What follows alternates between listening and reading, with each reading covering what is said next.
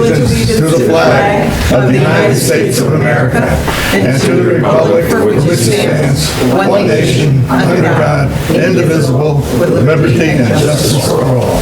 Thank you. And welcome village board members. Jen?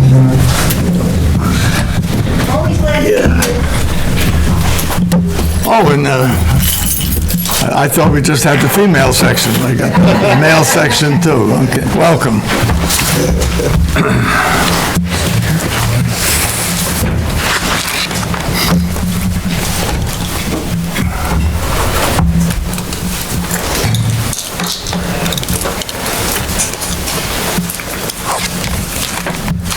Okay, on our agenda, we're going to talk about a resolution requesting a feasibility study for the West Shore Passenger Rail Service. We have a gentleman here tonight who Olga is going to introduce, and he's going to tell us what this resolution is all about and what the whole program's about. So all aboard. I guess I'm the conductor. Yes, well, thank you everybody for welcoming Mr. Dan DeFalco here. He's the brains behind this project to bring trains back up this side of the river, and he's had tremendous success already with getting resolutions from Orange County and legislature and Rockland County legislature and several municipalities. So welcome. Please come up. Supervisor to the town board, thank you for having me this evening. It's a pleasure to meet with you and speak with you this evening. My name is Daniel DeFalco. I'm a Cornwall resident, and I'm the founder of All Aboard Hudson Valley, a grassroots organization focused on improving public transportation and greater mobility options for communities west of the Hudson River. We can be found on Facebook and Instagram. I'm here this evening to help introduce a resolution requesting a renewed feasibility study and a refreshed modern evaluation of implementing passenger rail service on the CSX River subdivision, commonly known as the West Shore Line. For decades, Orange and Rockland counties have existed in what is widely recognized as a transit desert, with limited rail access, roads operating at or beyond capacity, and very little meaningful investment in west of Hudson public transportation. Recent developments such as congestion pricing, continued population growth, increased tourism attention, and stagnant rail service have only brought greater attention to a problem residents have lived with for generations. The concept of West Shore passenger rail is not new. It was discussed in the 1980s, 1990s, and early 2000s, but those conversations never resulted in follow-through, a clear plan, or sustained state commitment. Today, New York State is preparing to undertake a new west of Hudson transit study to address these long-standing issues. And this resolution is about ensuring that passenger rail is placed at the forefront of that effort as a serious, viable option. This resolution sends a strong message that it's time to pursue purposeful and holistic solutions to our long-standing transportation deficiencies. Solutions that can provide west of Hudson communities with unprecedented connectivity, improved quality of life, and the potential for transformative economic impact. The town of Cornwall and Supervisor Joshua Jahowski unanimously adopted this resolution on January 20th. Since then, the resolution has been adopted by the village of Haverstraw and both the Orange County and Rockland County legislators all this past week. We respectfully ask the town of Highlands to join this growing coalition and help signal to New York State that the time has come to seriously plan for better, more equitable transit options for our region. I'm happy to answer any technical questions or any dive deeper into what the resolution is about, but thank you for your time and your consideration this evening. Okay, town board, have some questions? So I'll tell you that I am on jury duty, and I had lunch today with Virginia Scott, who I ran into out in Goshen and talked about this very subject. Yes. So, and I know the Cornwall Act on it recently. I saw the maps associated. I looked at it. Can't hurt to give it a try, in my opinion, so. Yeah, I got a question. So if I heard you right, you said you're looking for a feasibility study. So what does it need to make that happen? Well, so like I said, the state is planning to do a look at west of Hudson transit. There's been feasibility studies in the past. A lot has changed with our region. A lot has changed with the environment of railroading in our region. So the study would determine what would need to be done as far as rail upgrades, what the economic impact would, projected ridership. So basically, it would just determine the best options to get such a project like this done. Yeah, well, I know what they are. I'm just curious, like you just said, really, you got to the crux of my real question. So they have already done these feasibility studies, right? Right. And I'm just wondering if it's time to get our hopes up, or we just brace ourselves for more of, well, we did a study and it's not going to happen. Sure. Well, like I said, a lot's changed in the region as well. It's definitely time for, especially with congestion pricing that's highlighted more, leaves our communities on the west side of the Hudson at an extreme disadvantage. This has been something that's been complained about for a long time. It's time for actual tangible. We need it. Results. Right? And I know there's a lot of people, in our governments that are on this side of the river that are for this and aggressive for this. So there's a lot of reasons. Like I said, the growing population, the need for housing is something that the governor looks at as one of her top agenda items for more transit-oriented development housing. The congestion pricing, tourism has exploded on the west side of the Hudson River, especially in Orange and Ulster County. So there's a lot of factors that lead into the need to have this. And the greater that the transportation is ignored, the problem is not going to go away. It's going to be a growing problem. It's a good time to readdress it. Yeah, no, I appreciate what you're doing. Certainly, we can see that it benefited the other side because places when I was a kid like Peekskill and Beacon with dumps, and now they're thriving. Absolutely. Yeah, so we would like to share that wealth and get a piece of that action, right? Absolutely. Yeah, thank you, though. Thank you. You guys have anything?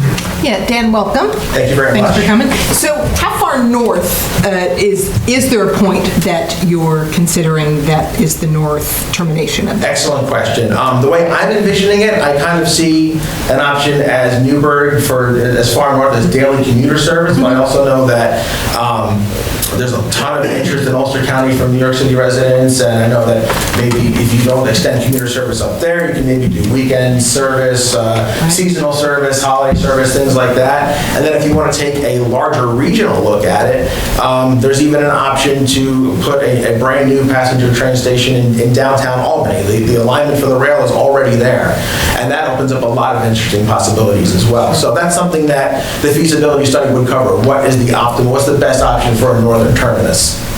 And one more question. So what is this, so when we do this, what does this commit us to? Is it money? No. So it's just no, it doesn't just commit the yeah. municipalities to any money whatsoever. It doesn't commit to Just our construction. support of this official. Right, Great. exactly. We're just building a coalition to say, when they look at the study, that, hey, everybody on the west side is asking for this specific option.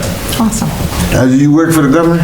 No, I do not. Oh, good. No. I only say that because, when I first got here back from the Army, I remember when our dear leaders up there came down to Fort Montgomery. I had just got back, and I don't know if I had ran for office yet, but I remember it was down there at Mine Dock. They was doing this study to see if we can get the use of the river down there and make it nice and pretty. And they pulled out a fishing pole. Yeah, what's his name? Mr. Schumer. Well, I didn't want to say the name, but you did. Whatever happened from that? Nothing. Yeah. So that's fine. Thank you. Village Board, do you have any questions? When I was young, I did have a passenger train on this thing. And I notice now, because I live by the river still, if you look across the river, all you see is passenger trains. We have the boxes going up and down the river on this side. We also have a lot of tanker things. Now, are we going to be able to mix those in with passenger? Great question. Absolutely. There's examples all over the country of rails that serve both passenger and freight volume. A good example would be right outside of Newark and Bound Brook in New Jersey. It's mainline CSX, Norfolk Southern, and New Jersey Transit Service. So yes. Well, I can see the freight. Yeah. But what about the liquids that are going up and down the river? Yeah, it's a valid concern. I would say that there all freight railroads carry liquefied freight on their, whether it's natural crude oil or what have you, chlorine or whatever you have. But it is common practice for passenger rail to be on the same tracks as those trains. I think on the Hudson Valley line, at nighttime, it's a freight line. When there's no passenger trains. Which one is that now? Oh, across the river Hudson line? Yeah, along the Hudson line. Yeah, so- On the passenger rail service. Yes, correct. That's a great point. So CSX runs primarily their garbage trains out of the Bronx. They take those trains up out of the Bronx, up the Hudson line and into Selkirk. They cross the river up by Selkirk, like Catskill, so. Yeah, so Yeah. they do move freight on passenger lines. Correct. Yep. It's a good point. Thank you, Mike. Anyone else? At the end of the good point, when we were talking about the feasibility study, the last one I believe was done in 2003, so you're talking about significant changes and all kinds of conceptualism and things like that. But the feasibility, is it, you think it's requiring a third rail? It's definitely at least going to require a second rail. Yeah. And it's important to note that the West Shore line it's an original construction double track all the way. And space in the right of way still exists for a double track. And I know that CSX in years past have had the ambition to double track the whole line, but they just haven't gotten there yet. So we're looking pretty far down the line. I think the projection was about 2031. I spoke to Virginia Scott today, strangely enough. We had met her at one of our conferences, and she, everyone's very excited about it. Yeah. And it's something, that we really need to look into, and be hopeful. Oh, yeah, listen. Sir, Keep hope alive. He's asking a great question. sir, Yes, sir. that makes a good point, the third line. One of our parks in Fort Montgomery is right along the river. I mean, the third line is, it's a lot of electric, so with that, The transmission line that goes down some of it, I believe. yeah, like the third rail itself Yeah. is electrified, so would that, like, cut our park off almost in a way?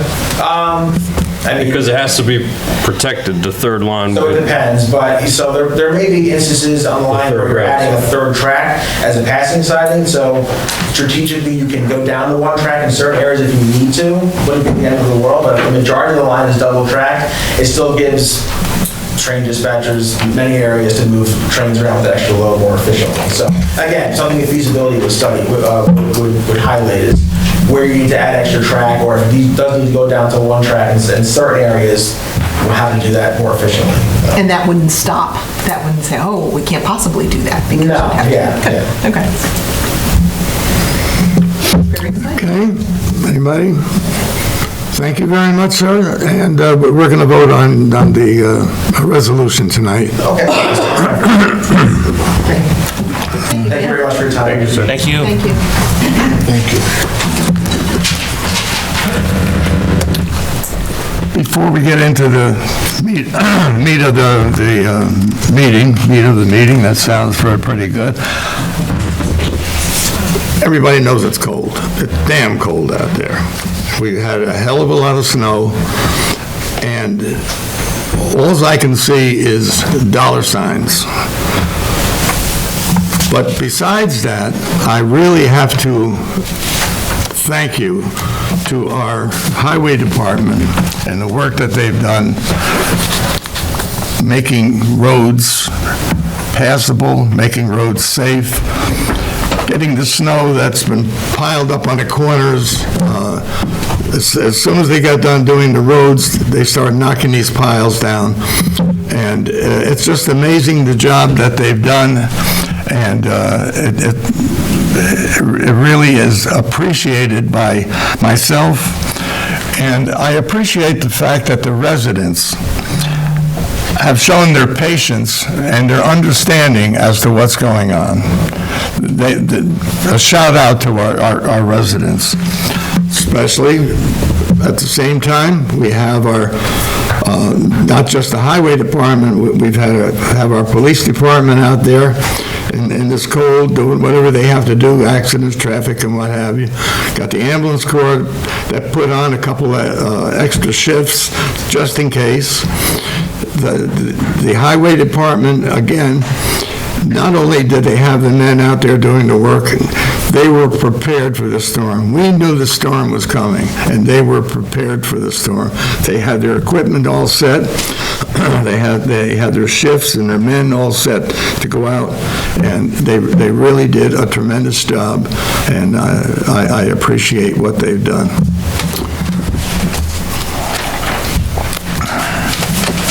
Okay, now we'll get into the boring stuff.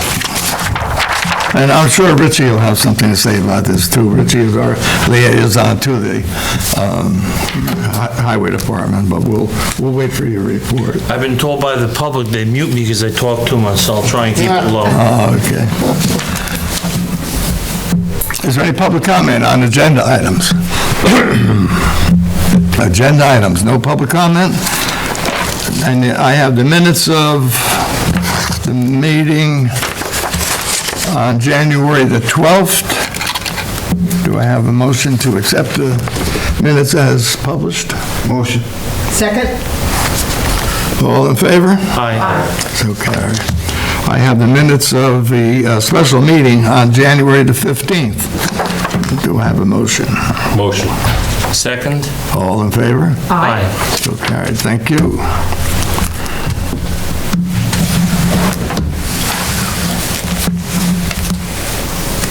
Rather than, well, I'll read all this off anyway. I transferred $52,808 from the consolidated account to the paying account. Some of this money went to MVP Health Insurance, $41,063. Reed Systems for sanitation supplies, $6,151.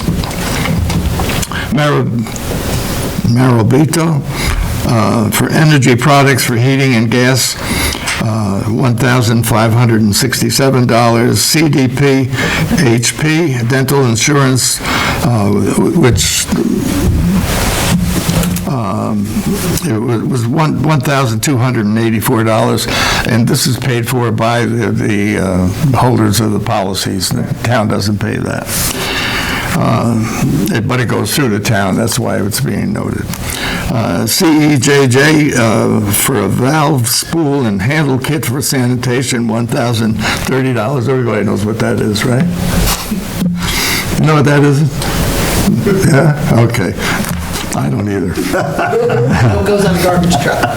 Excuse me? It goes on a garbage truck. Goes on a garbage truck, okay. Okay, I also transferred $14,931 from the consolidated account to paying. The Office of State Comptroller for court fines, we sent them $9,230. The Village of Highland Falls court fines and fees, we sent them $2,175. PAB Professional Ambulance Building for the PCRs collected in December, $1,269. Central Hudson electric usage for the town hall for December it was $864, which I think it'll be a hell of a lot more coming up. Gas also. And the gas is going up quite a bit. Gas, that's a typo. The Central Hudson is a gas bill, not electric.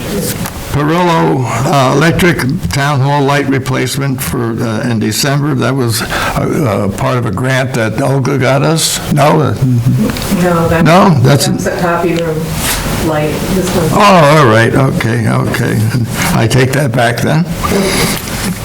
I also transferred $37,628 to the paying account. Rockland County Solid Waste got $31,510. Apache Salt for road salt, $5,790.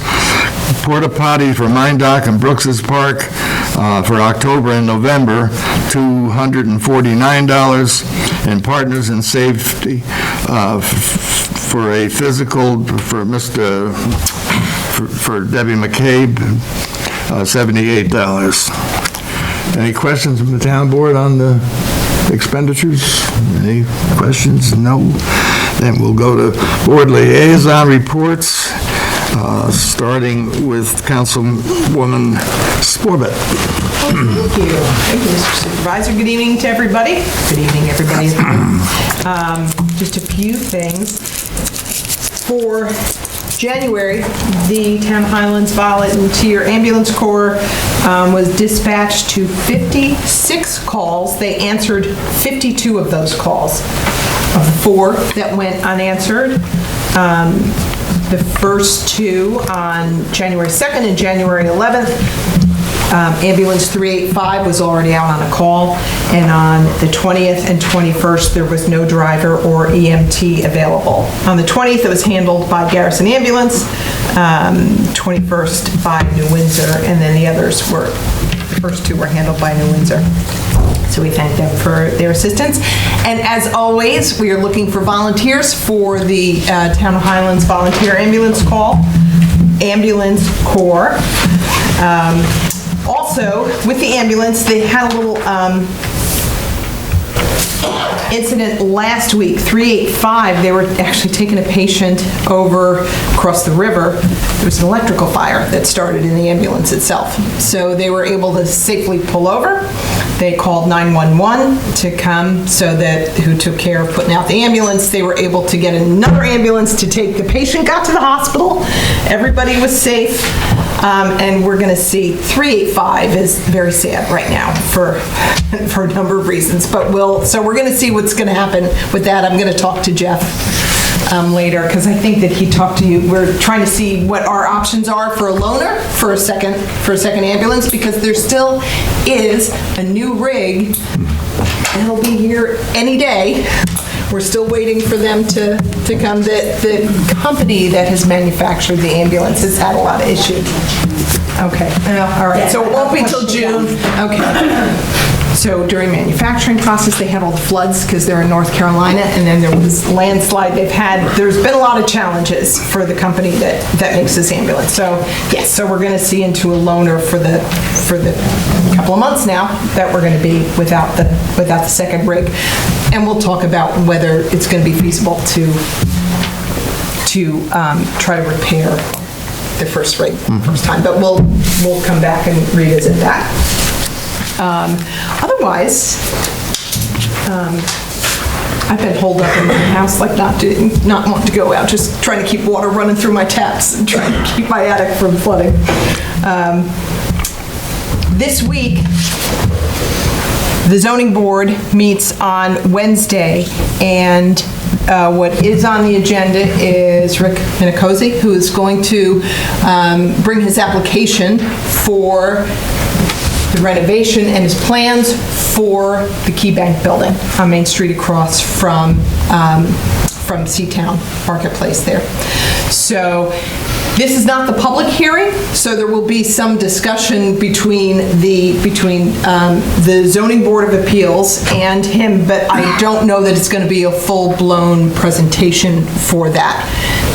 What they're going to do is set the public hearing if they're available for a month from them. So look for, if there's, for public participation in that or comment on that, is not going to come till at least March.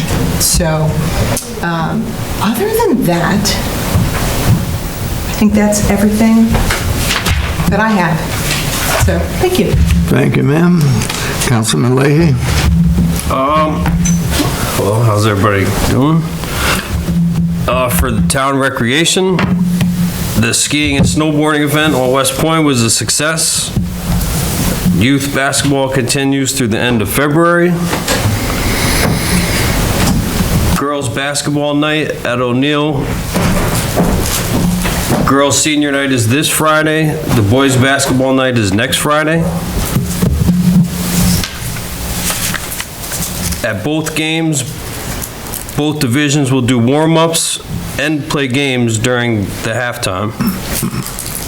Then the Town of Highlands Youth baseball and softball registration will open next week. Aaron Falk, sorry, is making baseball free again this year for the third year straight. He's also working on getting softball free this year also. He's trying to get softball free to boost the numbers for participation, so if you have any daughters around that age that'd like to play softball, get them signed up. He submitted a few grants to help with uniforms and equipment. Aaron's also working with the Men's and Women's Softball League presidents to dissolve both leagues due to lack of participation in the last 5 years. He's going to have an update later this week on that.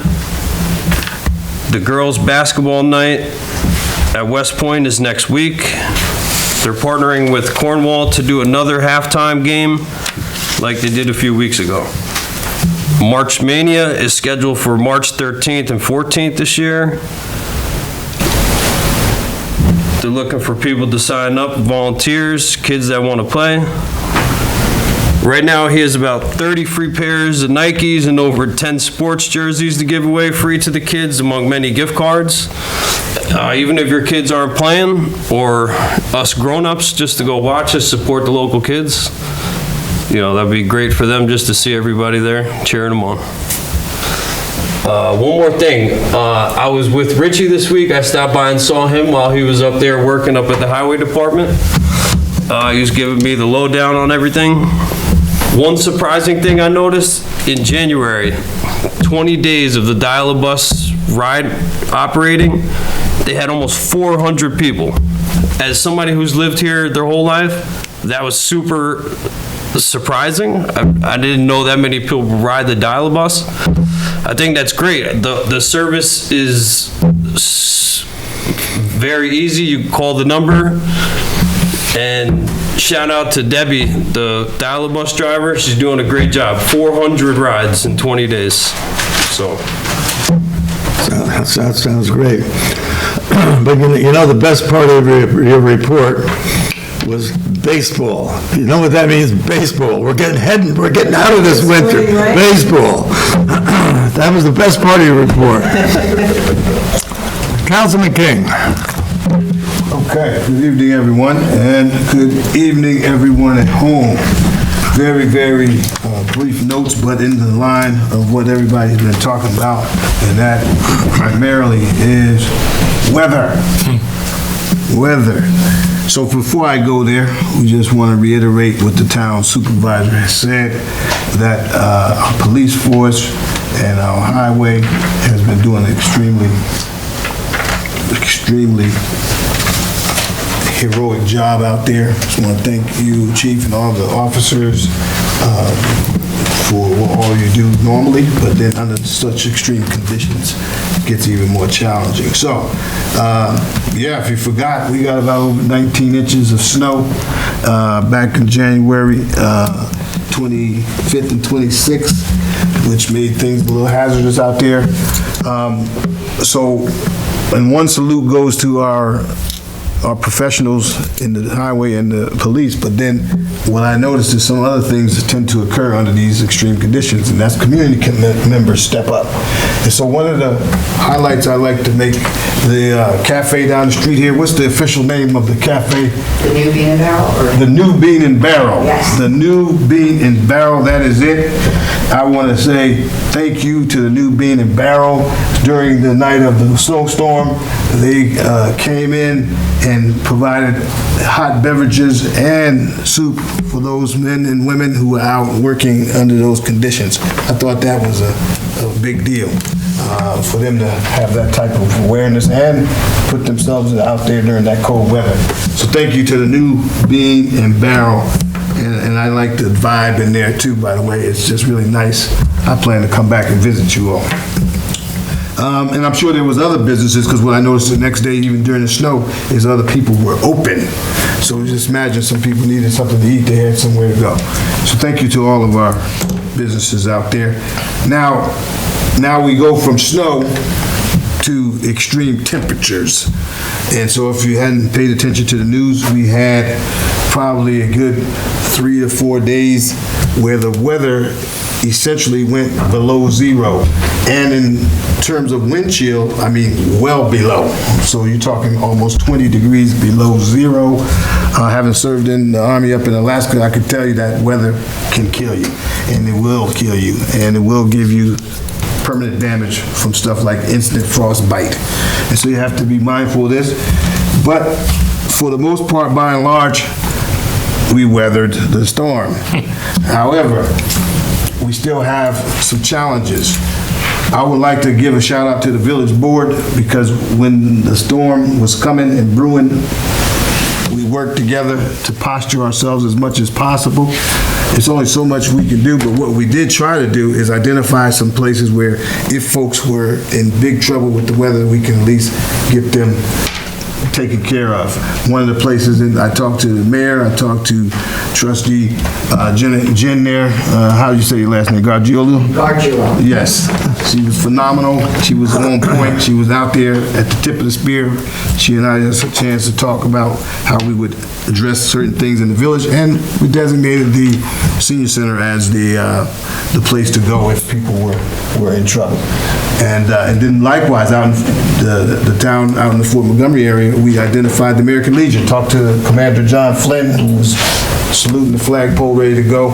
And so, but I'm hearing now that we may have at least one, I don't even know if it's a family, I need to get more details, but we do have some people, could be in the vicinity of Roe Park, that could need some assistance. So I'm gonna talk with my village counterpart about that and see what we could do to address it. But if you're out there and you have a need, then please contact the first, our police department is one place you can contact, and then they can reach the rest of us if need be, right? Just don't think that you're all alone by yourself and you have to put yourself at risk in these extreme cold weather situations. Most of the information I'm talking about is likely to be on our town website or Facebook or somewhere. But if all else fails, call your local town, village contact information, or police, or fire. Someone in this community will help you be taken care of. And so that being said, last but not least, again, it's going to be cold for a few more days. How do I know? Because the groundhog said so. That's all I got. Thank you. Councilman Sullivan, please. Okay. Some things I'll paraphrase, some things I won't. On water, I sent everybody the report for the month of January. I sent that before the meeting if you didn't get it. We averaged 84,700 gallons per day. Our chlorine residuals at our test points were all just shy of 0.4. You don't want it to be lower than 0.2, and it can't be higher than 4 milligrams per liter, so we're good there. Last Tuesday, on February the 3rd, right after the storm, there was a notable decline in water pressure around noon for some of the people that live up on Eagle Crest, which is the upper part of Corbin Hill, which is the only portion of any water in Highland Falls and Fort Montgomery that's pumped. Everything else is gravity. The plant at the village uses pumping to backwash their filters, but aside from that, it's all gravity. That's pretty good. So we had VRI come out along with our highway superintendent, Greg, and determined there was a leg out in the three-phase power up there.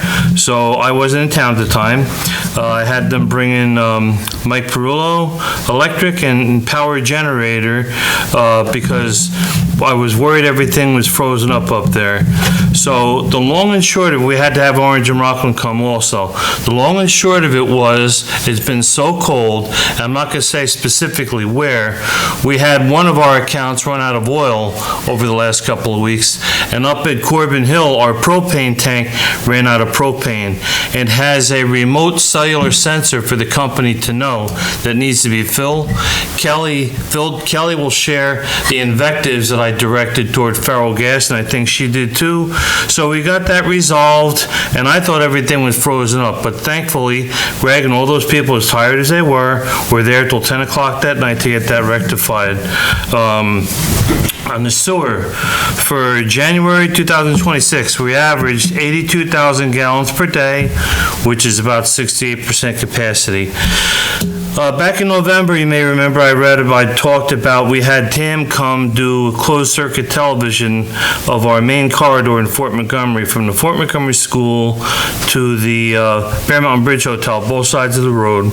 And that was mandated by the EPA, who have a lot of time on their hands to be concerned with the things we do over here.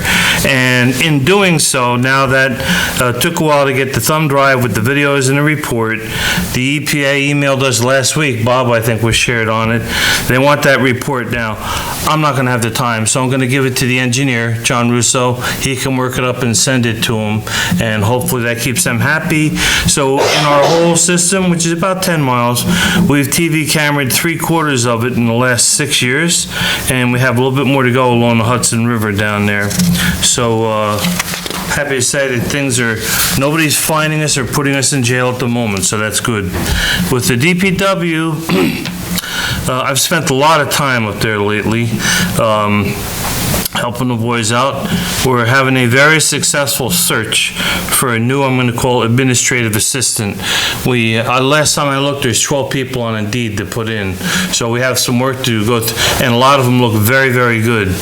Side note, we recently hired a part-time bus driver. She's, I think, been in 3 or 4 days last week to practice. I think she was supposed to come in today to actually drive the bus. She wasn't in today. So we have a part-time driver. And soon we'll have another administrative assistant up there. I want to talk about back in December, we had the biannual sanitation billing sent out. And right now, I believe there are about 9 dumpster accounts that have not been paid. And until they are, the garbage at those accounts will not be picked up. I'm going to tell you, I've been answering the phone a lot up there.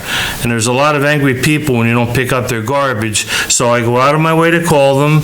Some of them are remiss, some of them are blatant. So I'm letting everybody hear now, if you have a dumpster account, what's a dumpster account? You're taxed for your garbage.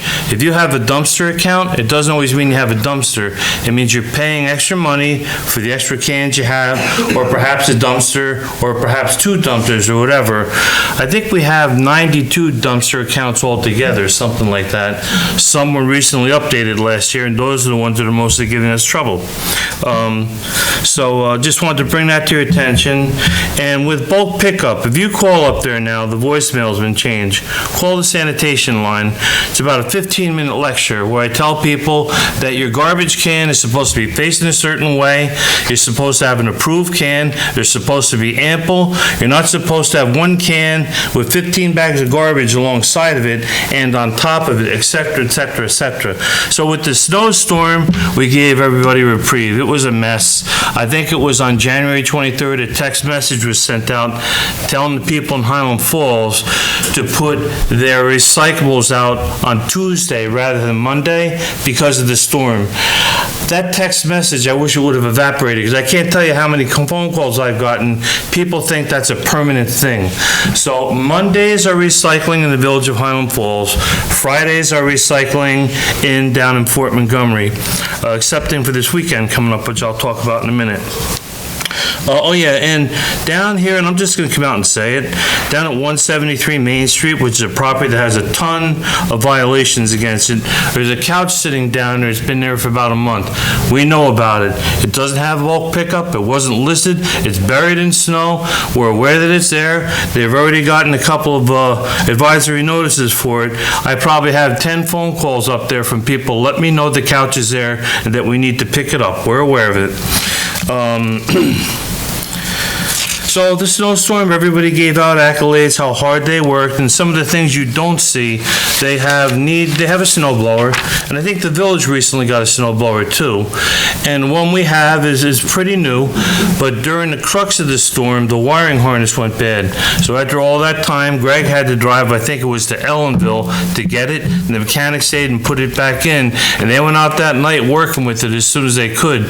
So they really met the task, and like Bob said, they were prepared for it.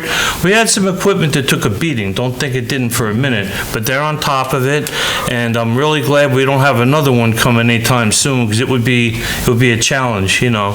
So just kudos to them for the good job that they did.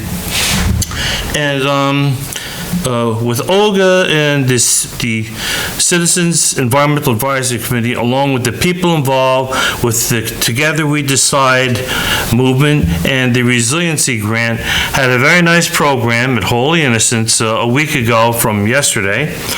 And the day before that, I was invited as a speaker to the same committee in Woodbury. And both of these communities, they have different challenges.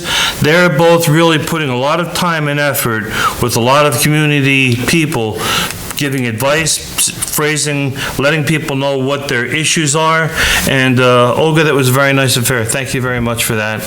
And I'm probably forgetting a whole bunch of things with Michael. He spent 4 hours with me, and I never, ever end a visit until we go to the sewer plant. So I took him down there, and I think he's happy. That's it. Thank you. Thank you, Rich. Justin, do you have anything? Just that the collective bargaining agreement with the ambulance corps, we just received the final draft, so I'll review that, and we should be in position at the next meeting to have a vote on that. Good, good. Kelly, did you have anything? No. Chief?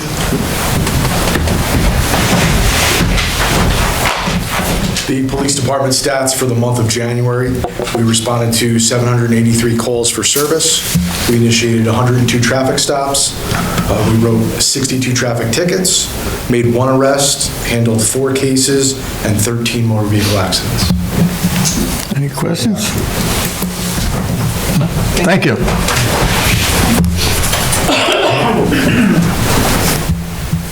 As Richie was giving his report there and my opening statement on the thank yous, I don't know if I emphasize the sanitation guys. Can you imagine the day it snowed, day after, and day after, the mess that they had to go through, where the cans were outside and the dumpsters were outside. I'll pat myself on the back. One of the first things I did was dig out my dumpster so that my tenants could get to it and so that they could get it emptied. But what those guys had to do to pick up garbage was really a task. They don't carry shovels around, and they're not going to carry shovels to shovel out your garbage can. That's got to be put out and be ready for them. But they did a great job. I heard, Richie, you may have heard complaints, but I heard no complaints on, he didn't pick up my garbage. Observations, not complaints. A few people called, but observations. Okay, I have a resolution here to authorize an expenditure from the Recreation Department Reserve Fund for an engine for the recreation vehicle. Aaron's truck broke down, had some engine problems. I think we got to replace the engine, is that right? It's in the shop waiting to have it done right now. Beautiful. So, in order to do that, we have to authorize the expenditure of an amount not to exceed $5,100 from the said capital reserve fund to purchase an engine for the recreation vehicle. Do I have a motion? Motion? Second? Got it. Councilmember Sullivan? Aye. Councilmember King? Aye. Councilmember Leahy? Councilmember Swarberg? And Supervisor Livesey? Aye. We're talking about garbage and billing and what have you. Obviously, the bills have to go out semi-annually. Someone's got to send them out, somebody's got to collect them. So the person that did this before got a stipend, and let's see, I have 2 letters here, one from Richie and one from our town clerk. Anyway, the stipend is $520 per billing cycle.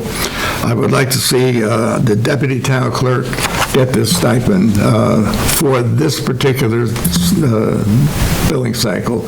And hopefully by the next time it comes around, we'll have a permanent person in there. I'll make that motion. Second. All in favor? Aye. So carried. Thank you.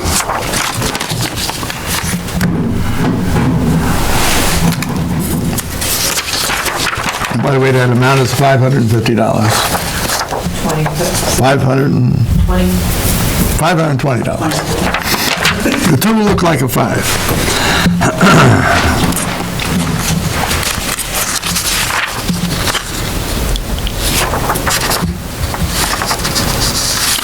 Okay, we put out, let's see, Olga got us a grant of what was it, 80,000? Total, yep. Total 80,000. We wanted to use it to put in heating and air conditioning ducts in the entire building. It went out to bid. I got 2 bids. I'm going to ask the town board when I get done with this to reject both bids. One of the bids was $48,377. I don't know if that's for just upstairs or just downstairs. It's not clear in the bid. The other bid was $189,000, and they had a bunch of exclusions, such as no electric included in that, no drilling included in that, and 11 other no's. So I just, these bids are not worth the paper they're written on, as far as I'm concerned. And what I'd like to do is to turn the project over to our engineer, have him write up the bids and the specs and rebid it. So, Richie, what do you? Yeah, it's a little bit of a process because first of all, you got to have the whole boilerplate about the prevailing wage laws and all that stuff in there. And it can be cumbersome. Usually it's about that thick for something that's about that much work, Yeah. So I didn't have a chance to look at them a lot. I looked at them briefly. Huge discrepancy, and there's definitely some voids like you talked about with exclusions, so. Yeah, and what I'd like to see is possible, and I'll talk to John Russo about it, is to split it up, upstairs and downstairs. You can do either or, because if there's not enough money to do the upstairs and downstairs, which is, if it's well over $100,000 like this one bid, then maybe we can just do half. Right, Elga?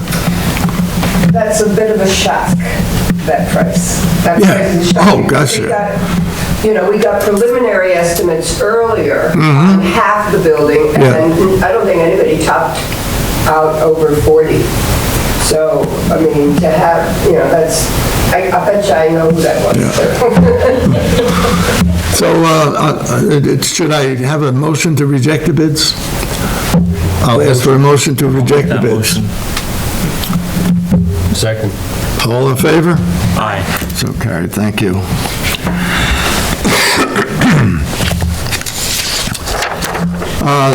Patrol Officer Brian Newberry, I respectfully request that this letter be accepted to serve as my formal notification of my intention to resign from the Town of Highlands Police Department. My last day of employment will be on February the 12th. Very difficult decision. Stems from reasons previously discussed regarding the health of my father due to ongoing medical concerns. I would like to serve my family best if I move back to Pennsylvania. It's been an honor and privilege to work with you and the other officers within the department, and I appreciate for me continue my law enforcement career. Obviously, this letter is to Chief Burns. I'll ask for a motion to accept the resignation. Motion. Second. All in favor? Aye. Okay. Good office.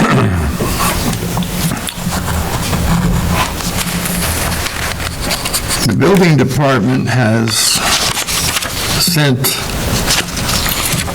violations on the property in Fort Montgomery known as the Bagel Cafe. They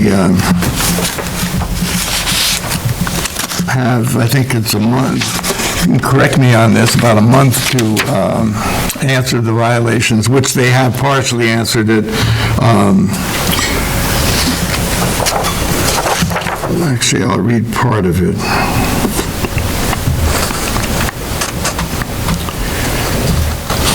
I want to make it clear, I'm not refusing to comply. I fully intend to remedy the cited conditions. However, due to unforeseen and serious nature of my family emergency, I respectfully request a reasonable extension of time to comply beginning from the date of my return. As part of this letter, he said he has no idea when he's coming to return. He's in Europe. He wants no penalties, no fines, no nothing during this period. The Bagel Cafe has been empty for 5 years now. Same owners. So I told our building inspector, I just want to keep going forward with this. I don't want to stop. I want to keep moving forward. So that's just to bring everybody up to date. I'm not asking for any motions or anything, because it's already set. Any comments on what's going on? Yeah, we 5 years late on the fines. Yeah. I mean, because it's been an eyesore, it's been a place that's just sitting there abandoned apparently, and this person's still taking advantage of the kindness of the town, in my opinion. I think it's 3 months or 6 months, if a building is not occupied, it's abandoned, according to our ordinance. So, and then all the other things that are problems there, we just got to get it fixed. That's it. Got to get it done. And then we're going to move from there to Mine Dock Road to see what we can do down there. But We have a small discussion on that whole subject, not on the Bagel Cafe or Mine Dock Road in particular. I'm going to put Justin on the spot here. I just want people to know, because, I think Philip does a good job, and I don't mind getting the guff. I took the oath, that's okay. But I want people to know a little bit about how this works. So you want 22 Mountain Avenue, the purple house, to be knocked down. So that went through, I think the village board had a public hearing on it, and then Philip has to make it so that your engineer, Todd, writes up a specification to have a contractor come in and knock it down, and let's say that's $20,000. That's a pretty tough spot, okay? To pay that contractor, that money at first is going to come from the people of the village of Highland Falls. Does everybody understand that? So if you want to knock down 4 or 5 houses at one time, I think the county eventually makes you whole on that, but that's going to be a village taxpayer expense. So if you want to knock down 4 or 5 of them at one time, that's great. Just understand where the money is coming from. I'm going to talk frankly about Mine Dock Road. So we've had Mr. Rodway in here a few times talking about water down there and not having it, and by and large I agree that there's a need for it. His representation of what it actually cost is different than what it actually cost. About $13,000 what people have paid to belong in a water district with 1 point. In town government, you can't have a water pipe unless there's a water district first. The district comes first, then comes the water. So that is at the end of the system. And I know that there's one house down there that's still occupied. The rest of them, except for one, belong to Mr. Nugent, who lost his daughter. He's deceased. I don't think his other daughter is in any position to do anything financial down there. I would like somehow to see a developer come in, let them buy all that, knock it down, and maybe the town could do something to meet halfway with a developer to bring water down there and have something nice down there.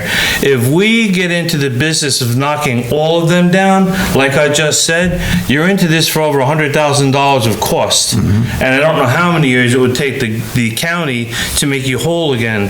So I just want people to understand that you can say, oh, they should make the landowner pay for it. Well, they've walked away from them. And you take 22 Mountain Avenue, knock it down. I think there's $7,000 in past due taxes. So that's going to be close to a $40,000 expense for something that's fit for 2 parking spaces. Who's going to buy it? You know what I'm saying? It's a problem. So I just want people to know we're not remiss. It's not that easy to solve these things. And that's at the wall and hold it too. That's what we're doing. That's it. Thank you. thank you.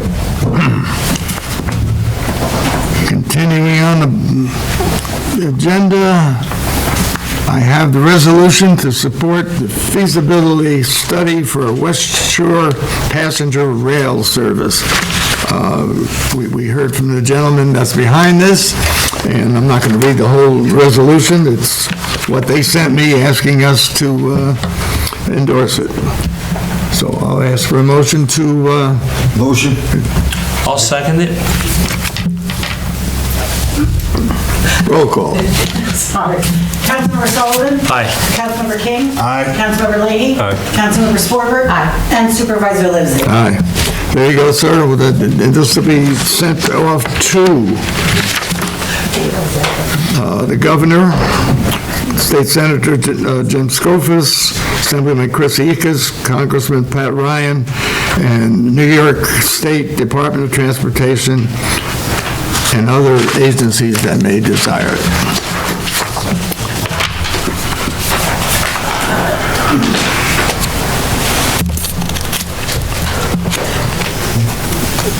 Just a note, Patrol Officer John Valentino, his probation ends on February the 24th.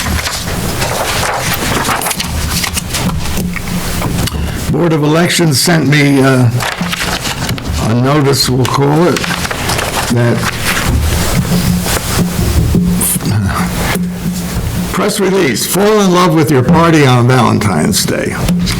But what they're trying to do is they're trying to remind all registered voters that if they want to vote in the, what's called, primary election on June 23rd, and you want to change your party in order to vote for your favorite party in that election, you have to do it by Valentine's Day.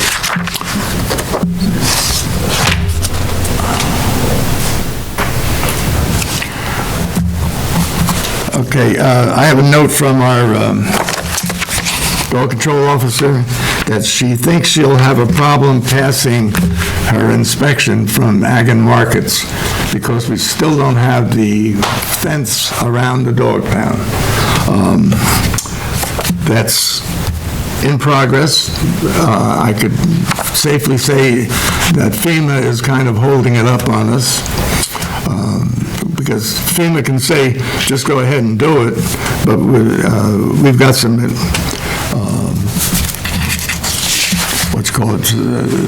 some... May I? Yes. So Kathy was meeting with the gentleman that gave the original Okay. estimate a year ago. Yes. She had a meeting today at 1. I don't have the results from that. That was Fesco French. Fesco. Yes, Fesco. Mhm. Yeah. And his price was $8,580, and some of the other prices were, do you remember any? Between 22 and 24,000. Yeah. Some of them included the entire wastewater treatment plant. Yeah. And some of them, Fesco had a second Yeah. quote for the entire wastewater treatment. So anyway, if we can get it done according to the quote that Fesco gave us, then I think we can go ahead and do Because it it. didn't have anything inside for her. There's certain specs, the fence was just around. Yeah. So there's certain specs per the state of New York that requires there to be cordoned off areas for the dogs. Okay. So that's what she was doing today with Fesco Fence. is Okay. getting that. All right. Anyway, we're working on it. That's the only reason I'm bringing it up, so everyone knows that we are working on it. Okay, not on your agenda. I have a contract with VRI Environmental Services that are doing our water work. And Justin has reviewed the contract, and I'm going to ask permission from the board for me to sign the contract. I'll make that motion. Second. All in favor? Aye. So carried, thank you. And Kelly, you can change that one page and we'll send it out. I love it when people call us the town of Highland Falls.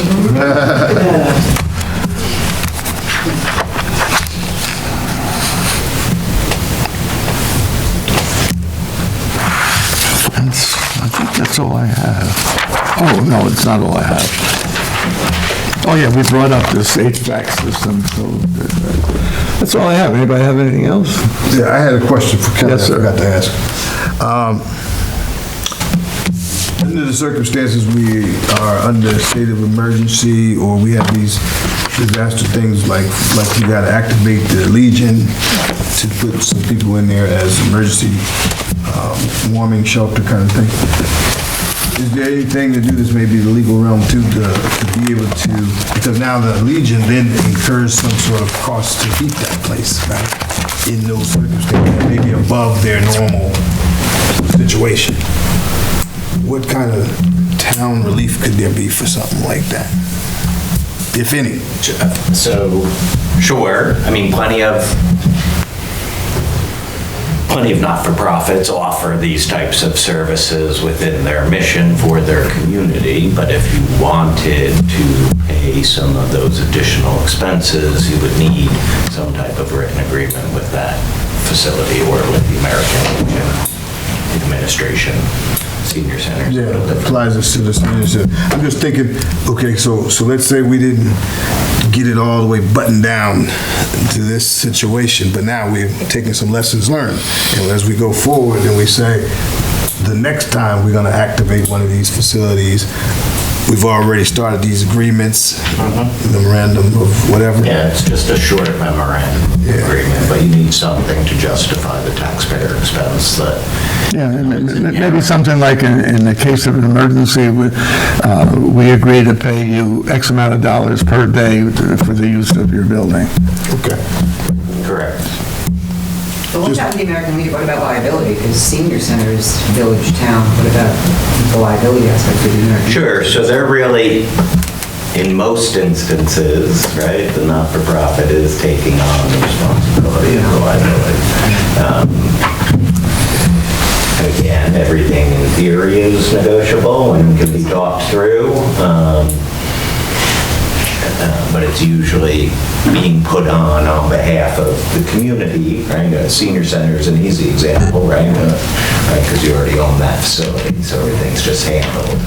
Here, when we're mixing and matching in a community resort, right? Churches often do it, and Newburgh, one of the synagogues, does it, right? But it's their responsibilities, and for the most part, there's not compensation. They're seeing that as part of their community, right, responsibility. But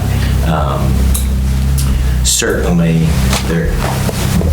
we can include liability as a potential, right? And so instead of the $100 in extra heat per day, right, maybe it's a $200 fee per day that the facility's open, and it encompasses some of these other potential risks to the American Legion or any other charity that steps forward in the future. Right. And we could have a basic template. Right. Right? We're not recreating the wheel each time. Is that something you would look into? Certainly. Yes, Certainly. okay. Happy to do it. I'll Yes. communicate with Kelly and Ty, and then get it to all of you. Good. Yeah, that was it. That was it. And then last thing would be, as I was doing the preparation for the storm, I was talking to the supervisor as well. So I said the mayor, but I didn't say the supervisor, but of course the village board was phenomenal. So we all were one team, and I think we hopefully did a pretty good job at it. I think it's worth mentioning that as supervisor, I did not declare an emergency for this storm. I didn't see the need to do it. We were totally prepared.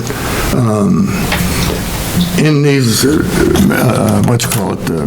emergencies, you gotta tell people they can't drive, they can't go out, they can't walk down the sidewalk. I mean, that's kind of, okay, good, that sounds good, maybe in the liability, it covers you, but at the same time, I just didn't declare an emergency because I didn't see the need of it. I have declared emergencies in the past, especially 2.5 years ago, but for this one, I didn't. And what brings that up is the ambulance corps put an extra shift on one night because I declared an emergency. But, so he was wrong, no big deal. But, anybody else, town board? Public comment from anybody? Yes, ma'am. They're pertinent to weather and village and town, so I just wanted to just make mention of them. But as a sidebar of it, I was thinking about the ambulance corps and the need all the time for volunteers. I was an EMT, and I did my training over at Mobile Life over in New Windsor. And I often thought to myself, what if there was some way to make Highland, or the town of Highlands, a hub for the training, which would absolutely bring in more volunteers. I don't know if you could do that at the fire department, if you could somehow expand the ambulance corps to do that. It's just something I've always thought about, because it would really bring more volunteers here. They would be here doing training, and it would be kind of their service time. That's just a sidebar to what I really wanted to talk about. Your gas bill is my gas bill. It's 600 square foot home, which is ridiculous. So I wanted to just bring up that reporting increased delivery rates. You can submit your documentation, and I think everybody should, to the New York State Comptroller. That's at 110 State Street, Albany, New York, 12236. And if you include your copies of your recent bills and a written request for investigation, it will help ensure consumer concerns are formally documented and reviewed, because I know the governor is getting on that, because the delivery charges are really higher than the actual bills themselves. And I'm not kidding, when I look at my gas bill, that really is my gas bill. For people who are experiencing cold emergencies, we do have the Safe Me program. That was something that I implemented back. It was for special needs and people with cognitive disorders. It's a little sticker you can put on your door, your car, etc. Again, if anybody wants to discuss that with me, or they can go down to the police station, we can talk more about that. But there's always the Good Morning program, too, where seniors sign up, and you get a phone call from the dispatcher to make sure that everything's okay. And we really like to see a lot more seniors sign up for that, because it does. We had a big issue down at Wyant Green when the electricity had gone out, and there was a big miscommunication of that the electricity was out all night, and there were people that were cold. Some didn't know because they were higher up. It wasn't, so we have a meeting, Trustee Olivia and I have a meeting on Wednesday with the chief and the Wyant Green Management Department to try to put together some sort of emergency management plan to who contacts who, and to get them to also, all of them, to sign up for the Good Morning program, where the dispatchers call in, because we do have a lot of our older seniors down there. I think that's all I had. And it speaks to the landlord registry. I just want to do, because a lot of the calls that I've gotten a lot of calls with people with their frozen pipes or not having heat, and it's a landlord issue. And I've called landlords, and I've said, I can be a delight, or I can be very strong-arming. And I told them, you have to do this. This is something you're legally bound to fix these pipes, or, we're going to put them in a hotel or something on your dime. So I think that speaks to people, really getting people to sign up for it, because it took a lot of research to find out who the landlords were, because some of them are LLCs. But I had a family with special needs. Their pipes were frozen. You're okay, the heat's okay, but it's not. You don't have any hot water. So again, it speaks to getting people to sign up for that. I know it's hard. I know it's a real undertaking to get that done, but it's really important, because in situations like this, we need to know who's where and who we can contact in cases of emergency. That's all I have. Thank you.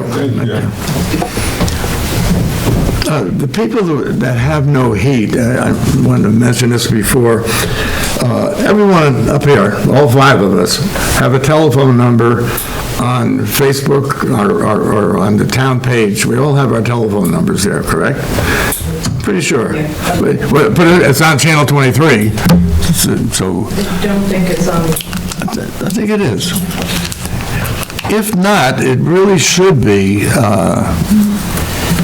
on our website. Our emails are definitely there. Our emails are definitely there. Yeah, so one way or the other, this is what we do. Call us, call the police department, that's fine too. But, and I think the village would probably agree with that too. You've got your numbers there. So they don't have to worry about who am I going to call. Call one of us, that's what you pay us for. And as a renter, you do have rights that the landlords do have to, there are certain standards that landlords do have to meet. The temperature of the water, the heat at certain times of the day when you're sleeping, and, so you can reach out to any one of us. I need a motion. Motion. Second. All in favor? Aye. Aye.